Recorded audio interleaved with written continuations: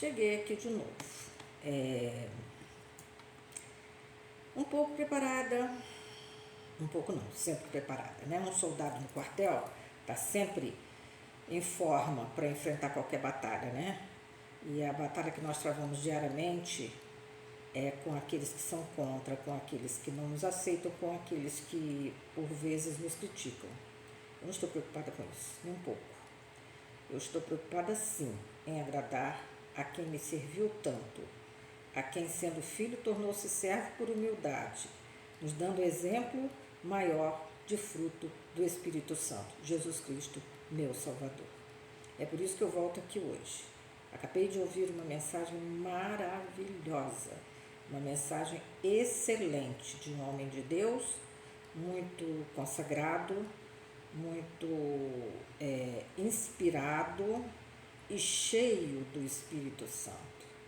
Quando a palavra de Deus nos diz que não devemos nos encher de comidas e bebidas, mas sim do Espírito Santo. E como nós estamos perto do mês que se aproxima, que é o mês de dezembro, onde muitos comemoram o dito Natal, não sei se Natal é dia 25 de dezembro, eu não tenho prova disso não.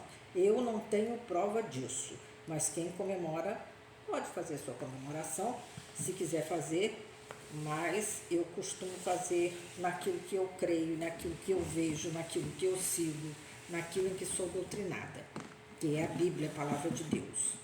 Então, por isso, eu não comemoro o Natal. Eu não aceito 25 de dezembro como se fosse a data do nascimento do meu Salvador Jesus Cristo. Eu não consigo aceitar porque eu não vejo isso escrito para mim bem claramente. Eu não vejo isso. Desculpa.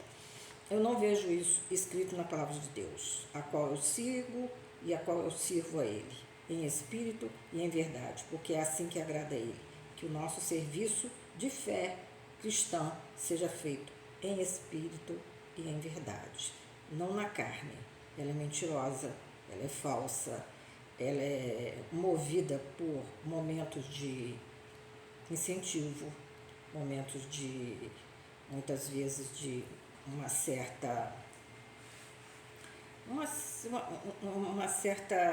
impulsividade, vamos dizer assim, melhor colocar essa palavra, impulsividade, porque às vezes nem pensamos, e quando vemos a gente já está agindo, fazendo o que não deve, né?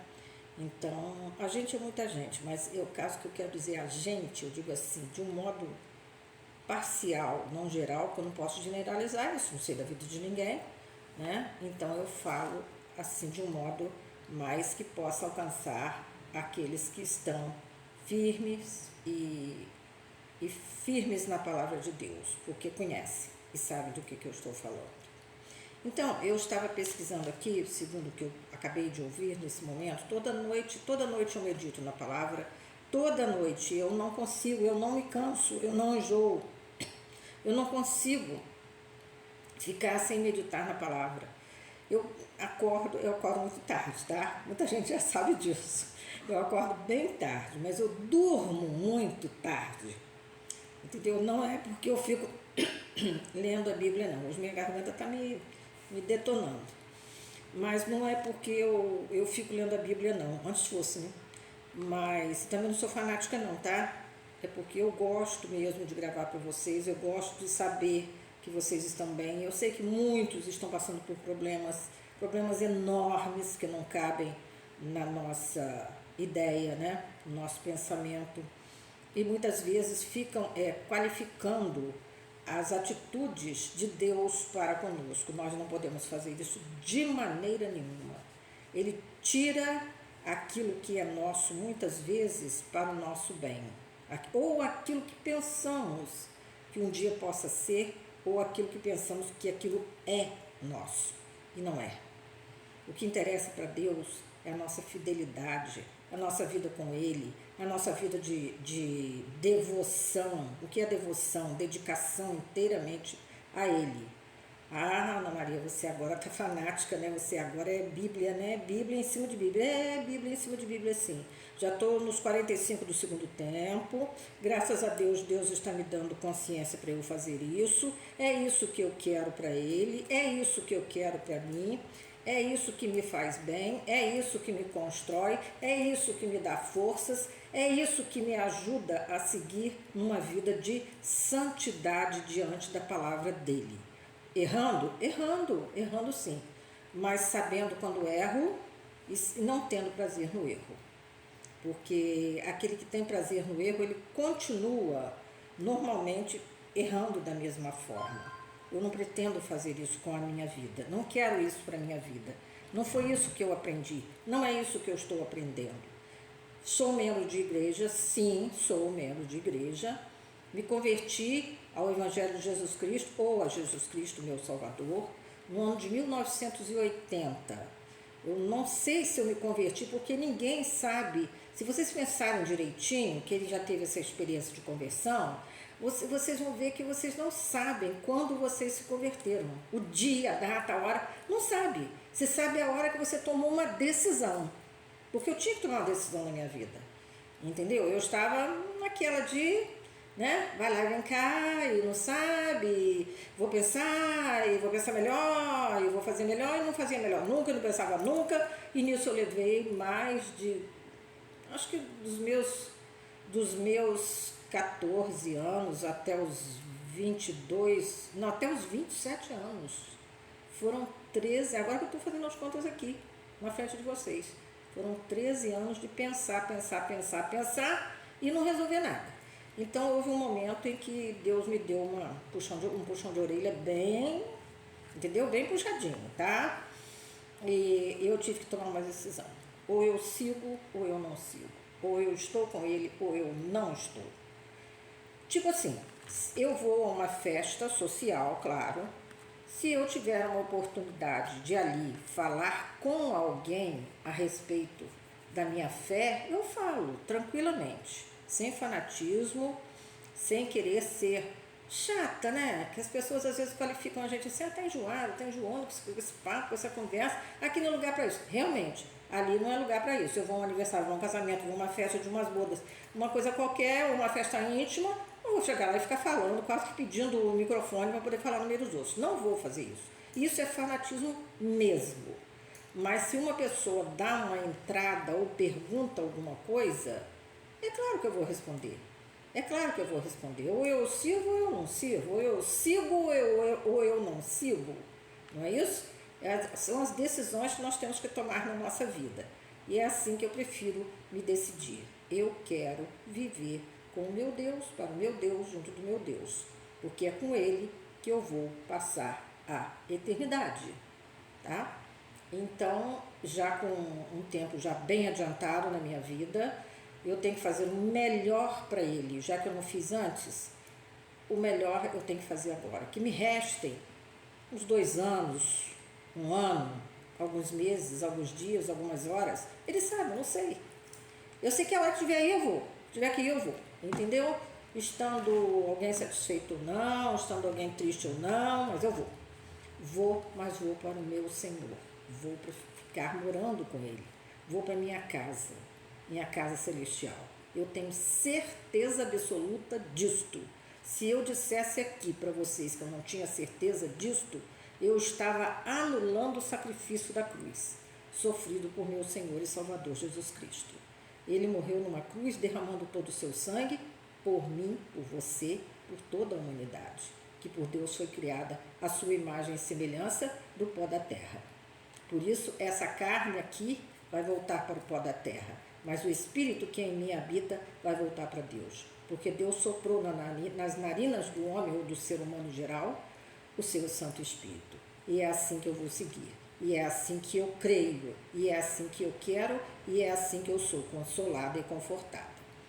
Então, vendo a palavra de Deus hoje, ouvindo, eu falei agora há pouco, né, por um servo de Deus, gosto muito de ouvir a palavra de Deus explanada por ele. Ele é muito claro no que ele fala, ele não faz rodeio. Eu acho isso maravilhoso. Essa história de fazer rodeio é como se eu estivesse negociando dentro da casa de Deus.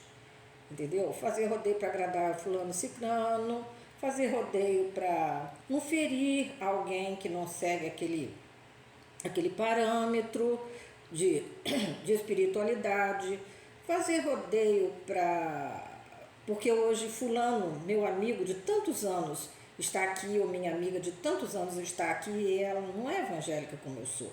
E daí? E daí que ela não é evangélica como você é? Mas será que ela não crê em Deus? Será que ela não sabe como que ela foi formada? Será que ela não conhece o Deus que foi para a cruz em forma de homem, sendo ele Jesus Cristo? Sim, Deus em forma de homem. Ele se deu a conhecer através do seu próprio Filho, porque Deus é Espírito. E importa que os que o adorem, a palavra diz isso, não sou eu que estou falando, mais uma vez eu digo isso. A palavra diz que importa que os que o adorem em espírito e em verdade. Espírito é aquilo que você não vê. Você não vê, mas sente. Entendeu? Quando você está errado, depois que você entrega a sua vida para Jesus, você sabe o que é certo e o que é errado, porque o Espírito Santo passa a habitar em seu corpo, em sua vida, e ele nos dá o esclarecimento a respeito disso. Ele fala para nós. Então a gente sabe, eu estou fazendo errado, isso não está certo. Isso não deve ser continuado, isso não deve ser, não deveria nem ter sido feito. Mas já que foi, então eu devo me arrepender, porque a gente erra. Vê Davi, a vida de Davi. Conhecem a vida de Davi? Se não conhecem, tem lá no Velho Testamento, tá? Tem lá no Velho Testamento falando sobre a vida do rei Davi. Teve na Record, passou agora há pouco tempo, sobre a vida do rei Davi. Então, é muito interessante, não sei se em forma de seriado ou novela, porque realmente eu vou dizer a vocês que eu não vi tudo. Eu não vi toda a programação, não. O período todo não vi, não. Mas li a respeito. E os pecados que Davi cometeu foram graves, graves demais, gravíssimos. E ele, no final, quando ele morre, quando ele, no final, ele se casa, ele constrói uma família, porque ele foi adúltero, ele teve um filho com uma mulher do seu comandante de tropas, porque ele era um homem guerreiro e sanguinário. Então, mas era um homem de Deus. Então, ele uma vez chamou o profeta veio até ele e falou: Davi, conhece fulano? Conheço. Lembra de fulano? Lembro. Davi, tinha estado dormido com a esposa desse guerreiro que estava guerreando no momento, não estava ali no palácio. E ele estava passeando no palácio, pelas janelas do palácio, ele olhou, eu vou ser breve nessa história aí, porque ela é muito longa, e eu não posso me ater só a isso aí, que não é só disso que eu quero falar. Quero falar disso, mas também não é só isso. Então, ele passeando ali, ele viu uma mulher linda, uma mulher formosa, uma mulher maravilhosa tomando banho em sua casa, entendeu? Estava com as servas dela e estava tomando banho. Ele ficou encantado quando ele viu aquela mulher. Ele ficou alucinado e chamou um dos que estavam servindo a ele, dos soldados que estavam servindo a ele no palácio, e disse: quem é aquela mulher? Aí o soldado falou para ele: é a mulher de Urias. Ela é casada, senhor. Ela é a esposa do seu chefe da guarda. Ah, sim. Não me importa, não. Peça que ela venha aqui mais tarde estar comigo. Eu preciso falar com ela. Tipo assim, né? Eu estou resumindo. E ela foi. E ele pediu que ela ficasse com ele aquela noite. E depois disso ele não esteve mais com ela. E o guerreiro veio. Houve uma trégua na guerra, naquele momento de guerra, e ele foi para dar notícia ao rei Davi do que estava se passando. E Davi foi e disse assim: não me importa tomar tanto o seu tempo, Urias. Sua esposa está sozinha e convém que você vá para sua casa, se deleitar com ela, ter os seus momentos de prazer com ela, estar com a sua mulher. Tanto tempo você está longe. Ele disse: não, senhor, eu não vou não. Eu vou dormir aqui na porta do palácio e esperar a próxima tropa que vai sair e vou com ela para guerrear, continuando a guerrear. A guerra não acabou. Então, ela já havia mandado um bilhete para ele, para Davi, dizendo: estou grávida. E agora? E aí? Como que um rei vai fazer uma coisa dessa, né? Vai chamar a atenção desse jeito. Olha a posição. Então, ele vai e chama o pajem de armas dele e diz assim: você que vai contratar os que estarão à frente, e já tinha cometido adultério, os que estarão à frente da batalha, por favor, coloca Urias, um dos primeiros na frente da batalha. para ele receber as primeiras flechadas ou lanças, né, que eles matavam dessa maneira, não era com arma de fogo, né, uma arma, mais ou menos uma arma branca. E então ele coloca ele na frente porque ele é bom, ele luta bem e eu sei que o meu exército aí vai sair até vencedor. Mas, senhor, Urias na frente, a posição dele não é ali. Não, mas não tem posição não, pode colocar ele lá na frente que ele vai dar conta, ele vai se sair bem. E aí ele morre na batalha. Ela fica viúva, o que acontece? Vai morar com ele. Aí a criança nasce, entre aspas, de 7 meses, né? Não é essa a jogada? Então, aí nasce o bebezinho e tal, o bebezinho adoece e morre. E esse bebezinho que ela teve no seu momento de adultério com Davi, esse bebê morre, Davi chora muito, clama muito a Deus pela vida da criança quando a criança adoeceu e entra em jejum total, e depois que o bebê morre, ele pede aos servos dele que façam uma mesa farta para que ele possa se alimentar. E os servos dizem: Senhor, não estou entendendo o que o Senhor está fazendo. Quando a criança era doente, o Senhor chorava, clamava, ficou em jejum, ficava de joelhos, buscava a presença de Deus, agora a criança é morta. E o Senhor disse que quer se alimentar. Ele falou: eu vou para onde essa criança está, mas ela não vai voltar mais a mim. Então me interessa agora eu me alimentar, me fortalecer para eu continuar a minha vida de batalhas. E disso tudo aí, ele casa com a viúva, ele casa mesmo com ela, tem mais filhos com ela e tal, depois vem Salomão, e são essas coisas. E aí Salomão escreve Provérbios, porém Davi antes escreve o livro dos Salmos, onde ali ele tem a maior participação. O que são salmos? Salmos são cânticos espirituais que brotam do fundo da alma, de uma alma sofrida, uma alma amarga, uma alma que vê o seu pecado, que sente que fez alguma coisa errada para Deus e Deus não merece isso. Uma alma arrependida. O arrependimento é muito triste, é uma coisa que dói, que machuca, que quando vem para você, você fica assim: puxa, eu não deveria ter feito isso. Eu poderia me esquivar dessa situação e não fiz. Eu fui pela beleza dela, quando ele a viu tomando banho, né, na casa dela, e fui pelos desejos da minha carne. E isso não deveria prevalecer em mim. Mas, enfim, eu já fiz. E cometi também um homicídio, né? Ele matou o chefe da guarda dele, o marido dela. Praticamente ele matou, não com as próprias mãos, mas orientou para que isso acontecesse. E ele vai e escreve um dos melhores livros da Bíblia. Melhor não, porque não existe essa classificação. Mas um dos melhores livros um dos maravilhosos livros da Bíblia, que é o livro de Salmos. 150 salmos, porém não foi ele que escreveu todos, tá? Acredito que a maioria, porque Asaf também escreveu, e tem Gedutum, tem outros mais que escreveram os salmos. Mas Davi escreveu muito. Todos os salmos que ele escreveu foram salmos de clamor, de misericórdia, de perdão. Ele não sabia mais o que ele falava. Ele queria Deus, sentir Deus com ele, sentir a presença de Deus dando forças a ele. E ele fez, formou a família e tal, depois ele veio a falecer. Então foi essa vida que Davi levou. Mas não serve de exemplo para nós no fato do erro que ele cometeu, mas sim na consequência que aquilo gerou diante de Deus. Que muitos que estão hoje em dia no pecado, que estão no erro, vou dizer no erro, melhor falando, né? E tem prazer no pecado, porque muitos estão no pecado, mas não tem prazer no pecado, porque sabe que aquilo não vai edificar em nada, não vai acrescentar em nada, nada tem a dar, nada tem a acrescentar.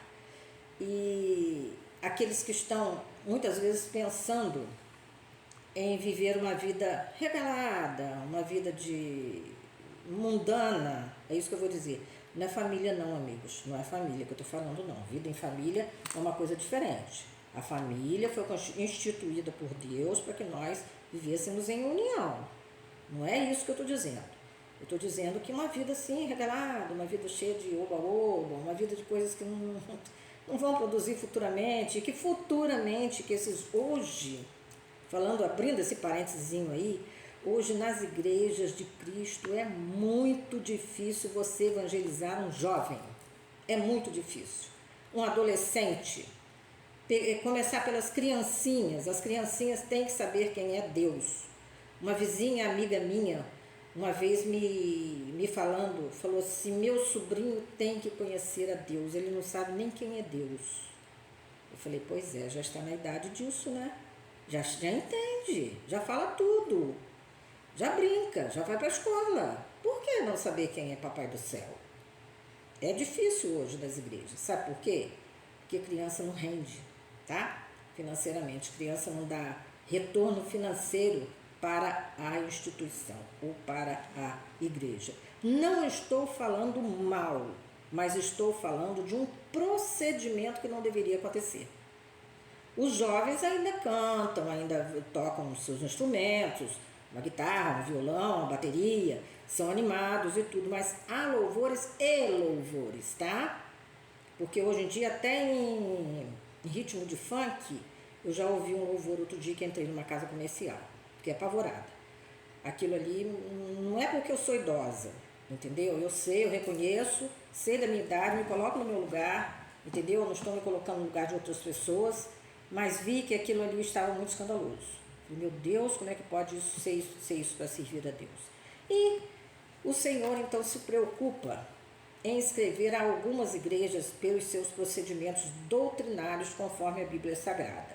Ele pede a João, no Apocalipse, no capítulo 1, a partir do verso 9, do verso 9 ao 11, que eu vou ler.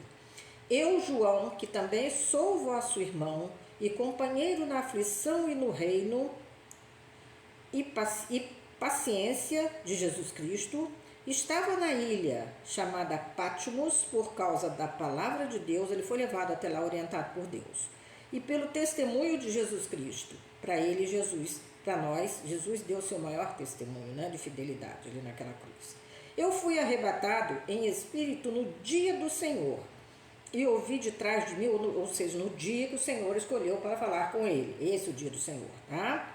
E ouvi detrás de mim uma grande voz como de trombeta que dizia: o que vês? Escreve-o num livro e envia-o às 7 igrejas que estão na Ásia, a Éfeso, a Esmirna, a Pérgamo, a Tiatira, a Sardo, a Filadélfia e a Laodiceia. Todas essas igrejas, Deus analisou o comportamento de cada uma. Cada uma, algumas não tinham doutrinas, outras eram mornas, nem quentes nem frias, tá? Não sabia-se como proceder com a doutrina, né? Mal orientadas. As igrejas eram, muitas vezes, dando ocasião à prostituição. Toleraram Jezabel, vocês devem estar vendo alguma coisa no Record a respeito de Jezabel. Pois é, foi uma péssima pessoa, uma prostituta, demoníaca, entendeu? Chegada a quiromancia, a certas coisas que nada a ver, nada a ver, nada a ver, nada a ver, tá? Então era uma mulher assim desse jeito. E a maldade extrema, né? Ela tinha muito prazer em fazer maldade ao próximo. Isso era maravilhoso para ela. Ela ganhava aquela ênfase, né? De estar fazendo desse jeito. E outras igrejas também que toleravam muitas vezes o serviço a Satanás, toleravam aqueles que eram nicolaítas, serviam, eles não criam na ressurreição de Jesus, os nicolaítas. São aqueles que queriam falar do Evangelho para as pessoas que já tinham o Evangelho, com a intenção de encher a igreja deles. Então, era de Nicolau, seguidores de Nicolau, como muitas igrejas aceitam assim dessa forma, como a Bíblia fala no livro, se não me engano, no livro de Atos. Aí eu não estou muito certo se é no livro de Atos mesmo, ou de Romanos.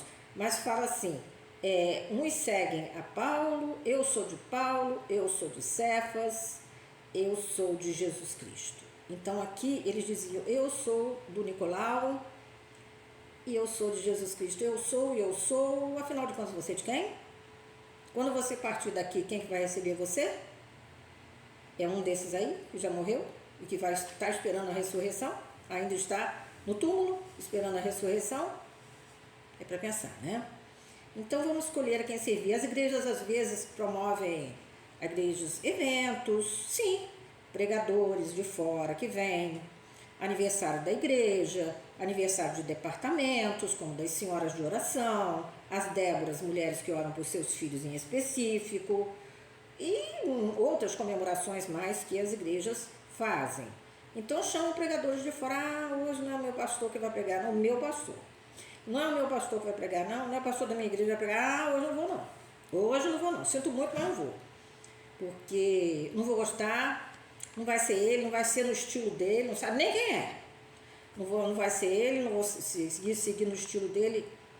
Se for dessa maneira, se ele começar a pregar e você não estiver gostando, você ora, abaixa sua cabeça, pede a Deus que interfira na pregação, que interfira na sua vida espiritual, no seu interior, que faça com que você veja essa pessoa de um modo diferente na hora que ela está entregando a mensagem. Que fale com você naquele momento. Então, o Senhor Deus escolheu 7 igrejas da Ásia Menor para administrar e para escrever cartas a elas. Ele não foi nem um pouco bonzinho, como muita gente pensa. Deus vai relevar isso. Não é bem assim não, tá? Para ele relevar, precisa que a gente faça uma batalha dentro de nós. Para que a gente batalhe, para que a gente lute, para que a gente veja a vontade dele em nós. Quando a gente sente isso, aí vem aquele alívio, vem aquele bálsamo, mas fica lá atrás aquele pensamento errado que a gente teve, aquela atitude errada que a gente fez, aquele segmento dolorido que por vezes a gente comete, não é? E para com Deus isso não agrada nem um pouco. E no final de cada carta, é bom observar aqui, principalmente a última carta foi a igreja de Laodiceia, onde é uma igreja morna, como eu falei com vocês anteriormente. Então ele diz em todas as cartas, o Senhor Deus fala assim: quem tem ouvidos, todos nós temos, né? Ou quase todos. Ouça o que o Espírito diz às igrejas, o Espírito Santo de Deus. Ouça. Esse ouça aqui quer dizer siga a voz do Santo Espírito de Deus. Faça a vontade dele. Viva na presença dele e não na sua vontade, no seu calor, na sua imensidão. Não é assim. Não é assim que se vive o Evangelho. O Evangelho, dentro de uma igreja, ser pastor, não é uma vida fácil. Se é que vocês estão pensando assim, que é uma vida, porque ele ganha da igreja, porque tem o dízimo, tem as ofertas, aí as pessoas não são dizimistas, as pessoas não fazem suas ofertas, as pessoas, não vou fazer isso não, porque isso aí vai facilitar muito a vida do pastor, para ele ficar aí à toa não. Procura saber direitinho. Outra coisa que é muito importante dentro de uma igreja é o grupo de oração. Os evangélicos entre si dizem que não são fofoqueiros. Mas vai a um grupo de oração e faz um pedido de oração, para você ver se não roda pela igreja inteira aquilo. Isso não é fofoca, não? Pedido de oração é uma coisa muito séria, gente. Pedido de oração é uma coisa que tem que ser seguida à risca. Você tem que respeitar o seu irmãozinho que está ali sofrendo, a dor dele. Às vezes não é a sua. Mas ela está falando isso porque ela acha que tudo tem que ser assim certinho. Acho sim. Acho que tem que ser certinho e está muito erradinho, tá? Hoje em dia as pessoas estão brincando com a palavra de Deus, estão brincando com Deus da palavra, tá? Não estão respeitando, estão precisando receber essas cartas aqui. Estão precisando receber umas cartas desse tipo. Mas não vão receber não, porque já tem como exemplo aqui no Apocalipse, tá? Lê lá o capítulo 1, leiam, capítulo 1 de Apocalipse. Só o capítulo 1 de Apocalipse, tá? É um livro que é um livro que tem algumas figurações, algumas coisas são figuradas aqui, mas é um livro que foi escrito por aquele que tem a cabeça branca, aquele que como a lã branca, como a neve, os seus olhos como chama de fogo, os seus pés semelhantes a latão reluzente. Então, E a sua voz como a voz de muitas águas. Olha que tranquilidade. Assim é o nosso Deus, assim é a sua palavra. Ele é amoroso, ele é um Deus de amor, um Deus de misericórdia, um Deus que se entrega por nós, se entregou por nós, faz questão do nosso bem-estar pessoal, espiritual, material, faz questão que nós estejamos com uma vida condizente com a palavra. Pensem bem, se essa palavra fosse alcançada por muitos que estão caminhando por caminhos tortuosos, como seria melhor o nosso convívio, não é? Uns com os outros, porque é muito difícil conviver. Há situação até, às vezes, na própria casa, com os próprios filhos. É difícil conviver, entendeu? Porque cada um vive um parâmetro, vive uma vida, vive um modo de pensar e de agir. Por que aquele filho não pode ser disciplinado?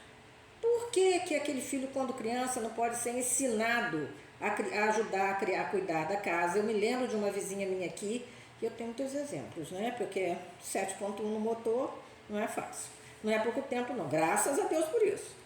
Mas eu lembro de uma vizinha que tinha aqui, vizinha nossa, ela tinha 5 filhos homens e 2 meninas. Eram 7 filhos. E ela era tida como minha mãe de leite. Entendeu? Minha mãe, quando eu nasci, não teve leite para me amamentar e levou para ela. Então, nós éramos muito apegados. A filha dela nasceu em maio, a filha dela nasceu em maio e eu nasci em junho. Então, os dias, o mesmo, nós tínhamos um mês certinho de diferença de uma para outra. Então, ela já estava no auge ali da amamentação da menina, me amamentava também. Então, ela, de vez em quando, mamãe chegava lá, minha mãe que contava, né? Chegava lá, os meninos estavam colocando roupa no tanque de molho, tá? Para poder lavar. Estavam passando, o que naquela época era a época do escovão, gente, não é que eu sou velha não, é que o povo era atrasado. Era na época do escovão. Então, um botava o pequenininho no escovão e ia ensinar na casa. E vai pra lá, vai pra cá. Era maravilhosa a brincadeira, todo mundo entrava na farra, todo mundo entrava na brincadeira. E era uma casa muito alegre. E eles cresceram, homens de bem.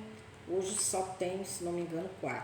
Fiquei muito triste com isso. Covid levou um, infarto levou outro, hemorragia estomacal, se não me engano, eu não sei bem, uma coisa ligada à parte gástrica, levou outro, e o outro foi também, mas eu não sei de que, o quarto eu não sei de que. Então, minto, o terceiro, né? Não sei bem de que. Então, agora só tem 4 da Irmandade, só tem 4. Então, eles moram todos no Rio, são pessoas muito queridas e amadas por mim, muito, muito, muito mesmo.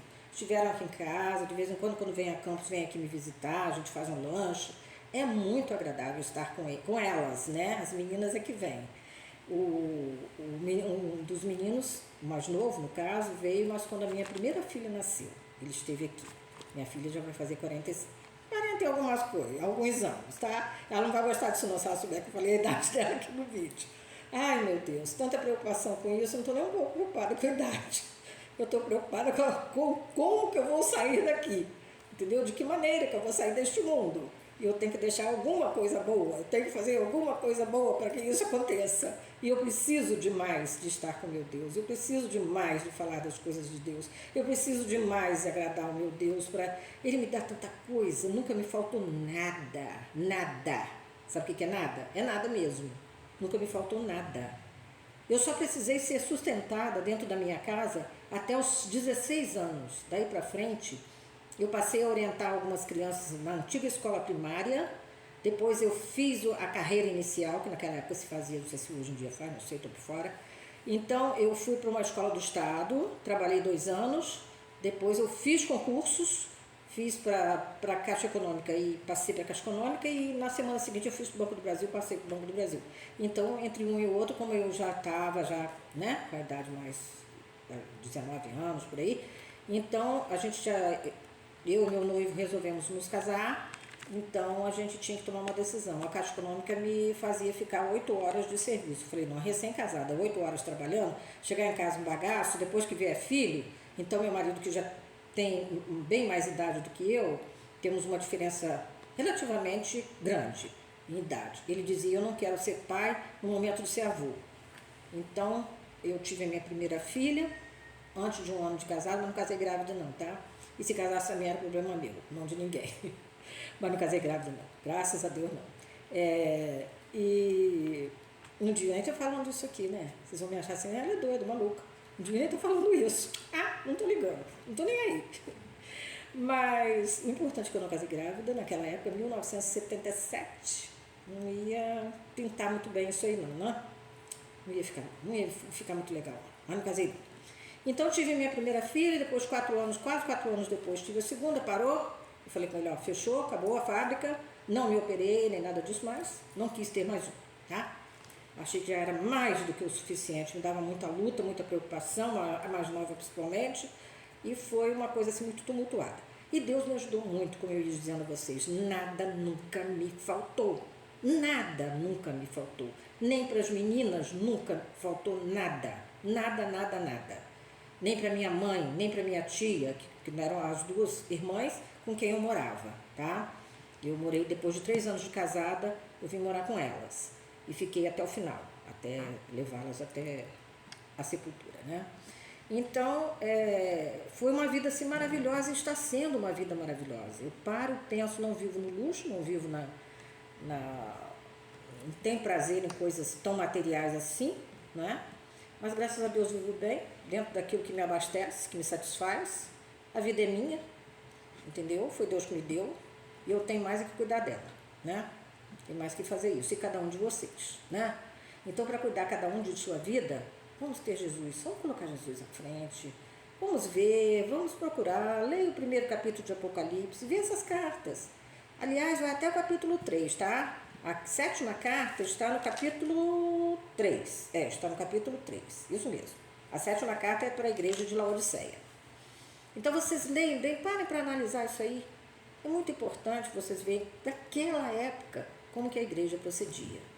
Hoje tem tantas preocupações nas igrejas com unção de não sei de quê, de lenço que vai botar em cima de não sei de quê, e que vai levar aquilo para casa, e que vai comprar um feijão, e vai comprar não sei o que lá. Meu Deus, não precisa disso, não precisa disso, não precisa de artifícios. Se nós estamos numa igreja, nós estamos num templo que serve a Deus. Existe o de Buda, existe o de Maomé, né, que são aquelas onde as pessoas cultuam. Mas o nosso templo é de Deus, é para servir a Deus, é para cantar louvores, é para interceder uns pelos outros, sofrer a dor do outro. É muito difícil sofrer a dor do outro, porque a alegria todo mundo está no oba-oba. Mas você sofrer a dor de um semelhante seu é muito difícil. Se Deus não ajudar a tocar seu coração, você não faz não faz mesmo, entendeu? Então nós temos que pensar nesse modo de agir, nesse modo de ser para com o nosso Deus. Ele é tão maravilhoso, não tem palavras que eu possa qualificar a beleza dele, a santidade dele, entendeu? Então é isso aí, é o que eu tenho que deixar para vocês hoje, é o que eu falei sobre essas cartas que eu ouvi agora há pouco, é a vida de vocês que eu quero que seja voltada. Sempre eu estou orando à noite, quando eu vou me deitar. Eu estou pedindo muito pelas famílias que puderam ouvir os vídeos, ver os vídeos, entendeu? A artista aqui não é linda não, mas pelo menos dá para quebrar um galinho, né? Mas gosto muito de brincar, graças a Deus sou muito alegre, não vejo tristeza na minha vida, vejo momentos tristes, mas tristeza em si, não. A gente sabe conviver com os problemas. Quando a gente tem quem direcione de acordo com a vontade dele, que é o meu Deus, a gente sabe como que a gente direciona assim, a gente sabe como que faz, não é mesmo? É isso que eu desejo para vocês. Vou estar em oração por todos e que Deus abençoe mais uma vez a vida de vocês e guarde a todos na presença dele.